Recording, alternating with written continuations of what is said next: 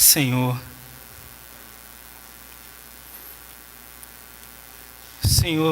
essa é a tua hora, a hora em que o Senhor fala aos nossos corações e nós ouvimos. Eu sei que as minhas palavras podem chegar aos ouvidos dos meus irmãos, mas somente o Senhor tem o poder de trazê-las ao coração e à mente. Por isso nós te pedimos, fala conosco essa manhã.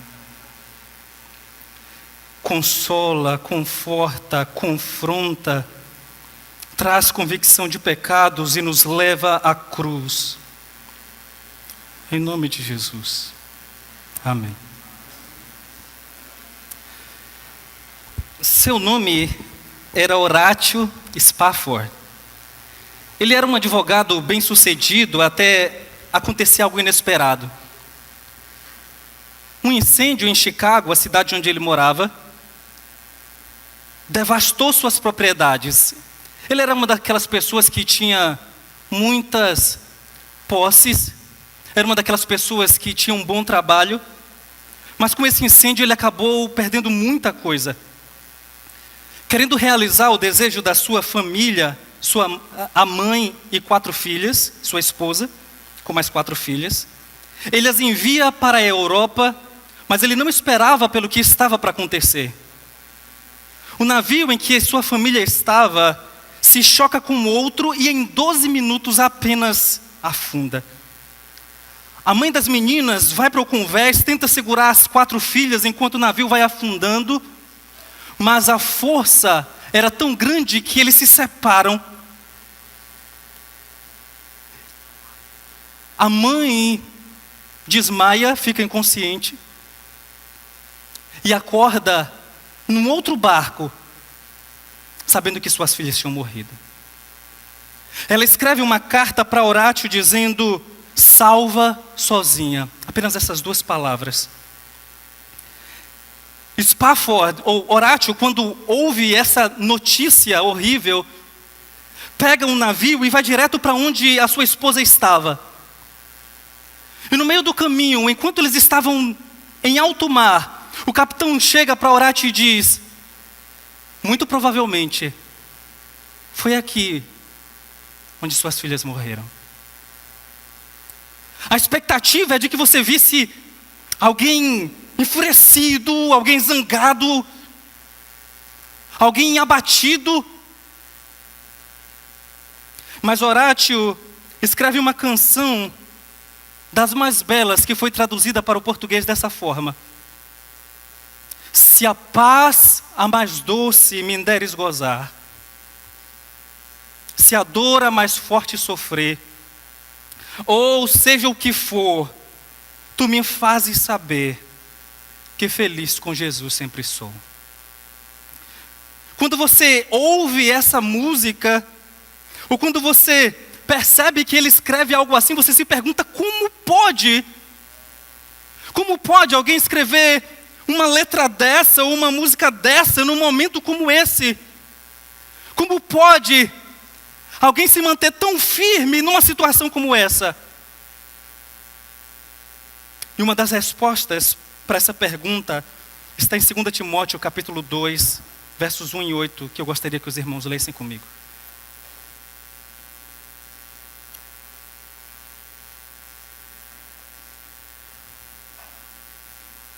Segunda carta de Paulo a Timóteo, capítulo 2, versos 1 e 8.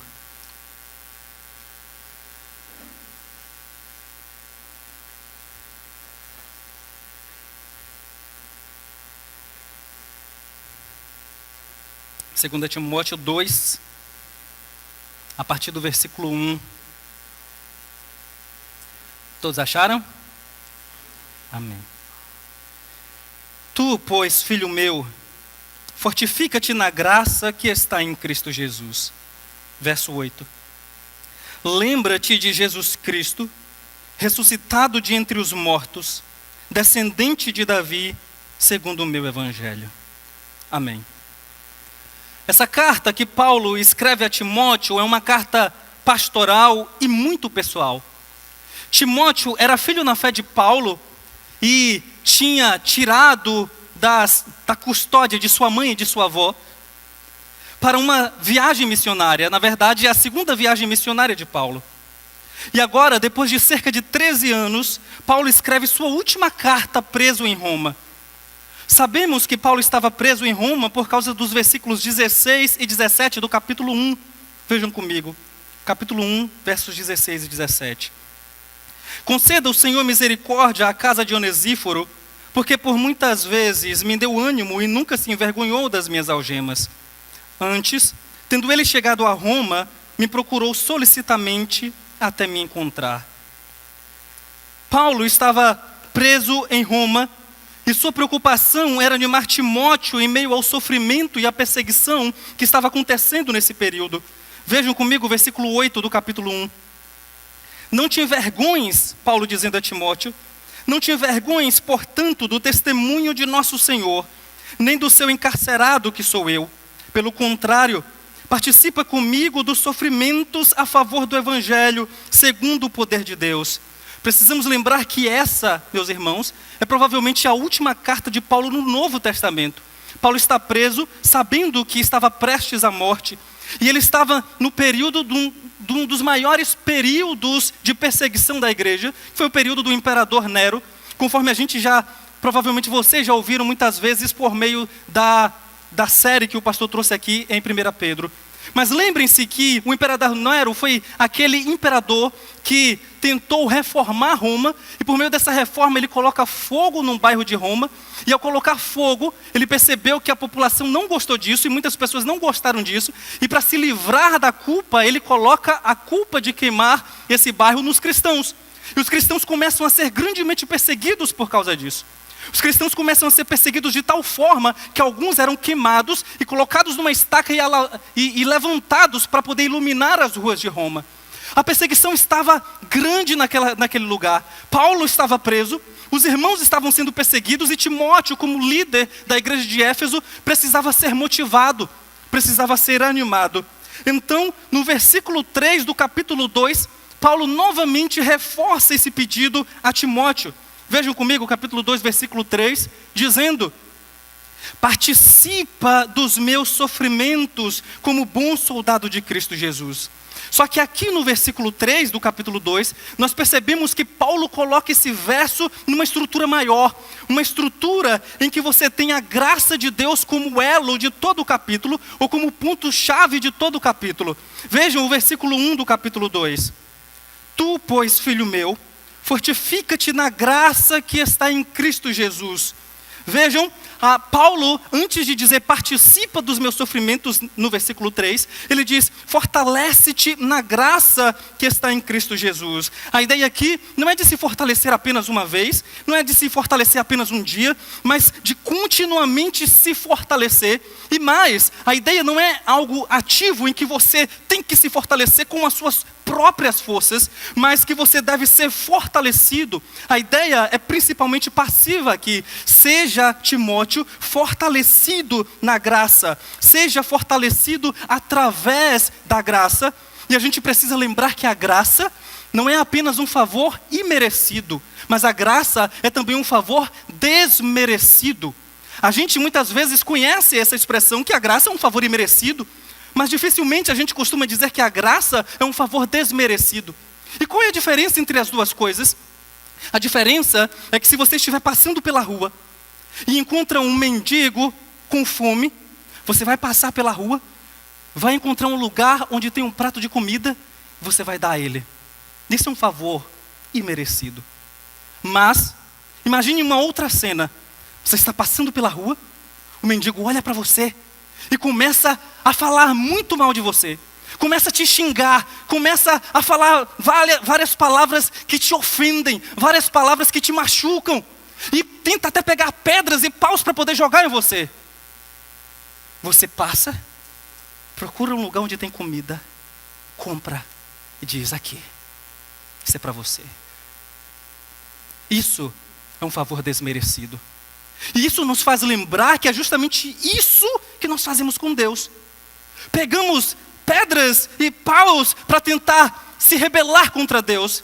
Pegamos o nosso coração e dizemos: Deus, eu não quero saber do Senhor. Viramos as costas para Ele, como se Ele não existisse muitas vezes. E o que é que Deus faz?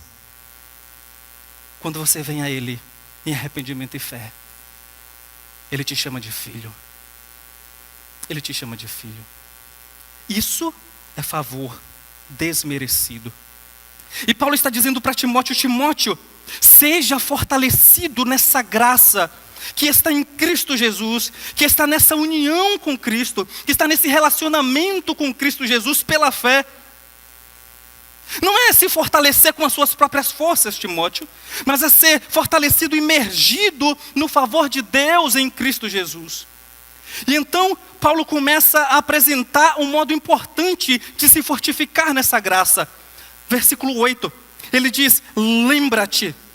Lembra. A ideia de lembrar aqui é de trazer a memória, é de ter em mente, é algo contínuo e ativo. Contínuo significando que eu não devo apenas lembrar uma vez, eu não devo apenas lembrar hoje, mas eu devo continuamente lembrar, trazer à minha memória algo. E isso deve ser ativo, porque trata-se de uma responsabilidade minha, trata-se de algo que eu devo fazer. Não é algo que eu tenho que ficar esperando Deus fazer, mas é algo que eu preciso fazer como responsabilidade que Ele me dá. Lembra-te. Quando eu lembro, eu sou fortalecido ao lembrar. E minha lembrança deve ser expressa aqui em 3 formas que Paulo coloca nesse versículo 8. A primeira forma que Paulo coloca é: lembra-te de Jesus Cristo. Talvez você diga: ok, lembra-te de Jesus Cristo. Isso é algo que não tem diferença, muita diferença do que eu já ouvi. Mas eu quero que vocês percebam que essa frase, ou essa expressão, essa forma, Jesus Cristo, é única neste livro. Todas as outras vezes que Paulo escreve sobre Jesus, nessa carta, ele vai falar Cristo Jesus, Cristo Jesus, Cristo Jesus. Confiram comigo o capítulo 1, versículo 1, para vocês observarem. Paulo, apóstolo de Cristo Jesus, pela vontade de Deus, de conformidade com a promessa da vida que está em Cristo Jesus, ao amado filho Timóteo, graça, misericórdia e paz da parte de Deus Pai e de Cristo Jesus, nosso Senhor. Deixe-me abrir um parênteses aqui, porque pode ser que uma das suas versões tenha Jesus Cristo e não Cristo Jesus. Mas você vai observar por meio de pesquisas que tanto em número de manuscritos gregos, quanto em antiguidade desses manuscritos, você tem a ordem Cristo Jesus como estando lá. O que indica que, muito provavelmente, Paulo escreve nesse versículo 2, Cristo Jesus e não Jesus Cristo. E isso é importante porque quando a gente vai lendo a carta e vendo Paulo colocando Cristo Jesus, vejam comigo o versículo 9 do capítulo 1. Que nos salvou e nos chamou com santa vocação, não segundo as nossas obras, mas conforme a sua própria determinação e graça que nos foi dada em Cristo Jesus antes dos tempos eternos. Capítulo 2, versículo 1. Tu, pois, filho meu, fortifica-te na graça que está em Cristo Jesus. E o que de minha parte, versículo 3, participa dos meus sofrimentos como bom soldado de Cristo Jesus. E vem então no versículo 8, e Paulo diz: Timóteo, lembra-te de Jesus Cristo. E você diz: ok, mas o que pode estar significando isso? Talvez alguns digam: não significa nada. Mas eu quero sugerir, irmãos, que a ideia de Paulo colocar Jesus Cristo exatamente nessa ordem aqui é para lembrar da humanidade de Jesus. É para lembrar a Timóteo, em meio à perseguição e em meio ao sofrimento, de que Jesus morreu e sofreu por nossos pecados, de que Timóteo não estava só, de que Jesus entendia o seu sofrimento, de que Jesus entendia a sua perseguição, porque ele, como Deus homem, também sofreu, também foi tentado e padeceu. Então ele estava dizendo para Timóteo: Timóteo, lembra-te de Jesus Cristo, lembra-te de que Ele é Deus homem, de que Ele também sentiu e Ele sente, Ele conhece as nossas dores. Você pode observar isso claramente no autor de Hebreus. Hebreus capítulo 2, versículo 17. É isso que o autor de Hebreus vai fazer. Ele vai perceber, e ele escreve para um grupo de judeus cristãos que estavam tentando voltar ao sistema levítico por causa da perseguição. O autor de Hebreus então escreve a carta aos Hebreus, justamente para mostrar a superioridade de Cristo em relação aos anjos, em relação à lei, em relação ao sacerdócio levítico, ao sistema levítico. E ele mostra Cristo como sumo sacerdote, e ele vai dizer em Hebreus capítulo 2, verso 17, o seguinte: por isso mesmo, convinha que em todas as coisas se tornasse semelhante aos irmãos, para ser misericordioso e fiel sumo sacerdote nas coisas referentes a Deus, e para fazer propiciação pelos pecados do povo. Pois naquilo que ele mesmo sofreu, tendo sido tentado, é poderoso para socorrer os que são tentados. Paulo está lembrando a Timóteo, lembra-te da humanidade de Jesus. Lembra de que ele padeceu, lembra de que ele conhece a sua dor, lembra de que ele conhece os momentos em que você está passando de dificuldade. Lembra-te disso, Timóteo. Lembrar a humanidade de Cristo, irmãos, nos remete ao primeiro, então, aspecto dessa lembrança que Paulo traz a Timóteo, que é, lembra da pessoa de Cristo. Lembra-te da pessoa de Cristo, o Deus homem. Mas então, Paulo continua no verso 8, e aqui eu quero pular intencionalmente. Ele diz: lembra-te de Jesus Cristo, descendente de Davi. Lembra-te de Jesus Cristo, da descendência de Davi.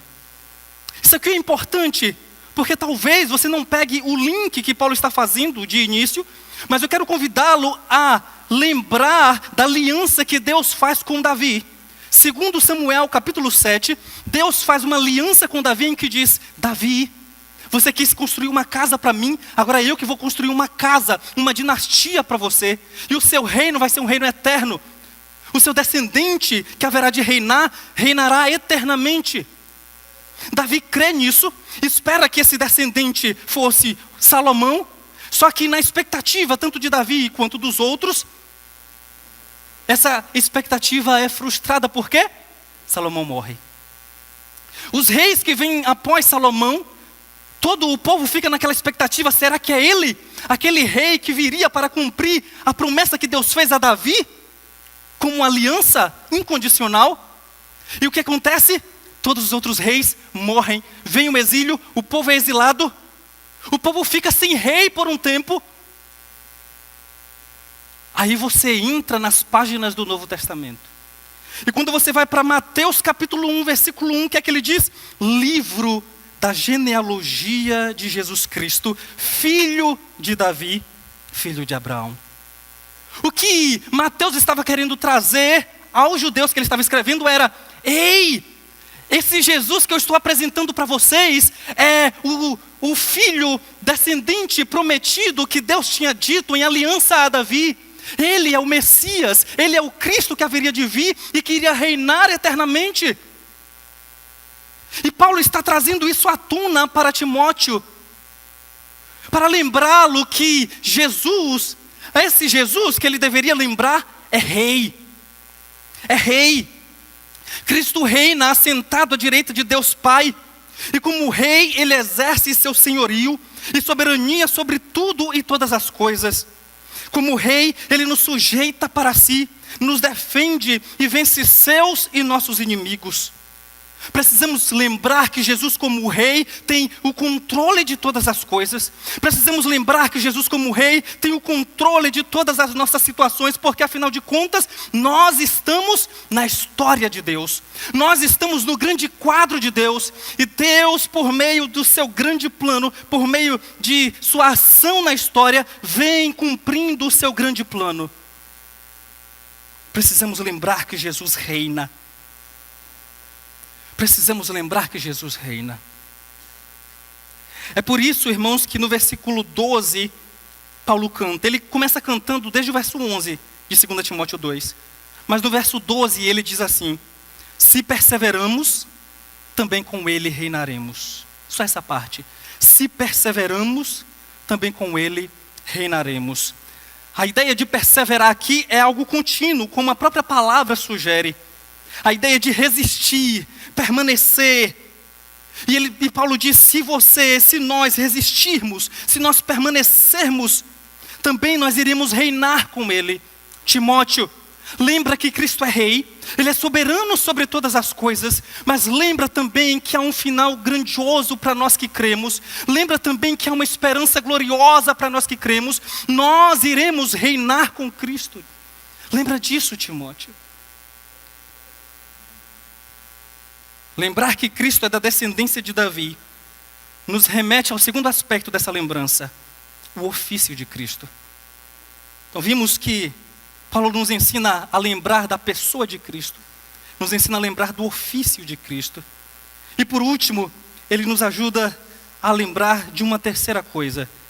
Verso 8, lembra-te de Jesus Cristo, ressuscitado de entre os mortos. Algumas pessoas podem dizer assim, eu entendo que a morte de Cristo é importante para mim. Afinal de contas, é através da morte de Cristo que eu tenho vida, que eu sou salvo. Mas eu nunca parei para pensar qual é a importância da ressurreição de Cristo. E eu queria convidá-lo só por um instante a vermos a importância da ressurreição de Cristo, para você entender o que Paulo está querendo dizer a Timóteo. Então acompanhe comigo 1 Coríntios capítulo 15. 1 Coríntios capítulo 15. Paulo está escrevendo aos Coríntios, e entre vários pontos que ele destaca nessa carta de conflito entre os coríntios, ele destaca a questão da ressurreição, porque algumas pessoas já não estavam crendo na ressurreição, e algumas pessoas já estavam colocando em dúvida essa doutrina importantíssima. Então Paulo escreve, principalmente no capítulo 15, para falar sobre a natureza da ressurreição, para falar sobre a importância da ressurreição de Cristo, e como será a nossa ressurreição também. E então, a partir do verso 14 do capítulo 15, ele mostra que a ressurreição é a garantia de que nossa fé não é vã. Nossa fé não é vã. Verso 14, e se Cristo não ressuscitou, é vã a nossa pregação e vã a vossa fé.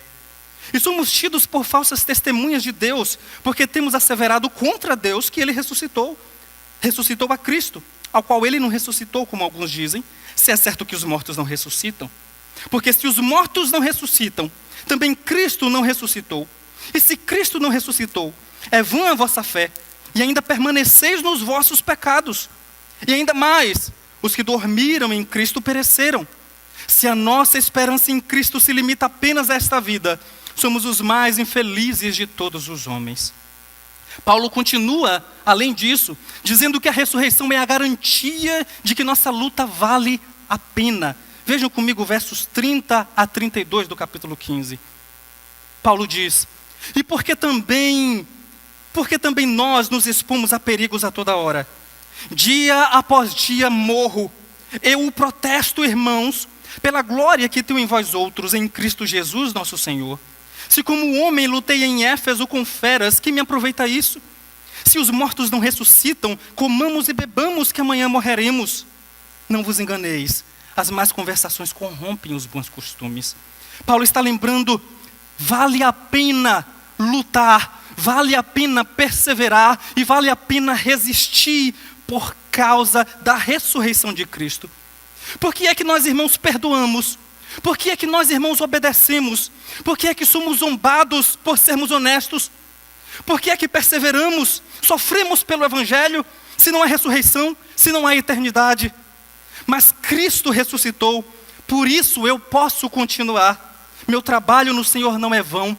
E Paulo deixa isso claro no versículo 58 do capítulo 15. Portanto, meus amados irmãos, sede firmes, inabaláveis, e sempre abundantes na obra do Senhor, sabendo que no Senhor o vosso trabalho não é vão. Paulo, então, ele lembra isso a Timóteo, dizendo, Timóteo, lembra-te da ressurreição de Cristo. Lembra-te da ressurreição de Cristo. Em outras palavras, lembra-te da obra de Cristo. E é por isso que ele canta no versículo 11 do capítulo 2, 2 Timóteo 2:11. Fiel é esta palavra: se já morremos com Ele, também viveremos com Ele. Se morremos é uma ideia que destaca algo de uma só vez. Não é algo mais contínuo aqui, de que você deve morrer continuamente. Não é algo futuro aqui, que você vai morrer. Mas Paulo está dizendo, se morremos, passado, e de uma vez por todas, para o pecado, se já morremos para Ele, então pode ter certeza que em Cristo, e com Ele, nós viveremos, Timóteo. Lembra-te disso, lembra-te disso. Lembra da esperança de estarmos com Ele e vivermos com Ele. Em outras palavras, Paulo está lembrando a Timóteo de lembrar da obra de Cristo.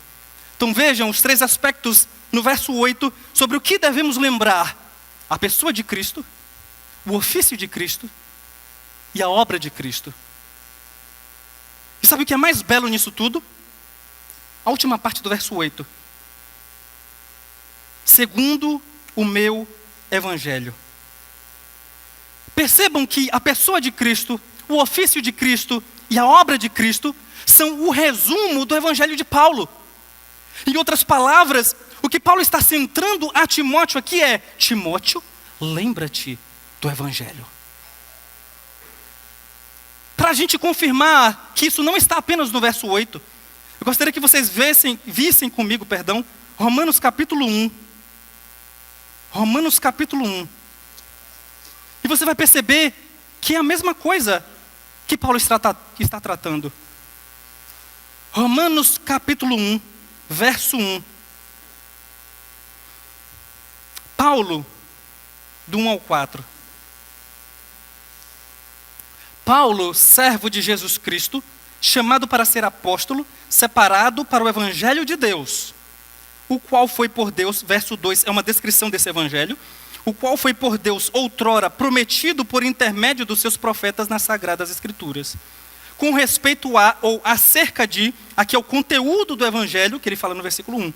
Com respeito a seu filho, o qual, segundo a carne, veio da descendência de Davi, ofício de Cristo, e foi designado filho de Deus com poder, pessoa de Cristo, agora enfatizando a divindade e não mais a humanidade, segundo o Espírito de Santidade, pela ressurreição dos mortos, obra de Cristo, a saber, Jesus Cristo, nosso Senhor.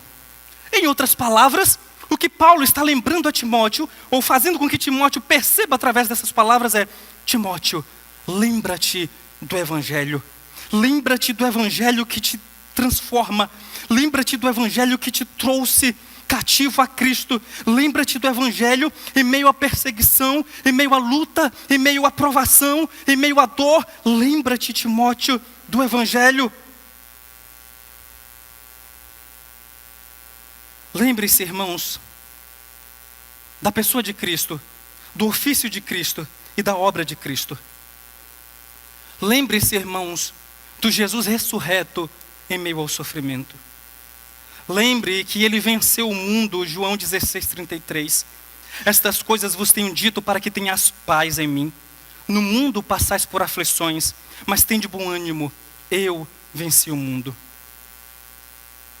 2 artistas procuraram retratar suas telas. Um deles pintou um lindo e tranquilo lago ao lado da manhã. Eles queriam retratar e descrever o que era paz para eles. O que era paz? Esse primeiro artista, então, desenha um lago ao lado de montanhas, tranquilo, calmo. Não há pássaro nenhum nele, não há sinal de onda nas águas. É uma calmaria total. O outro artista teve uma ideia totalmente diferente desse primeiro. Ele pinta uma cachoeira com águas violentas, e sobre ela uma árvore retorcida que se projeta da margem para dentro do rio. Em um dos galhos, suspenso sobre a cachoeira, esse artista pinta, quase tocando nas águas, um ninho de pássaros, onde a mãe alimenta, tranquila, seus filhotes. Irmãos, a paz cristã não é representada pelo primeiro quadro, ao lado do lago, ao lado da montanha, numa calmaria total. A paz cristã é melhor representada pelo segundo quadro, em que a mãe pássaro alimenta tranquila seus filhotes em meio às águas violentas. Isso porque a paz cristã não é fruto da ausência de guerra, mas fruto da presença de Deus. Por isso, lembre-se, Cristo venceu o mundo. Lembre-se que Cristo está conosco.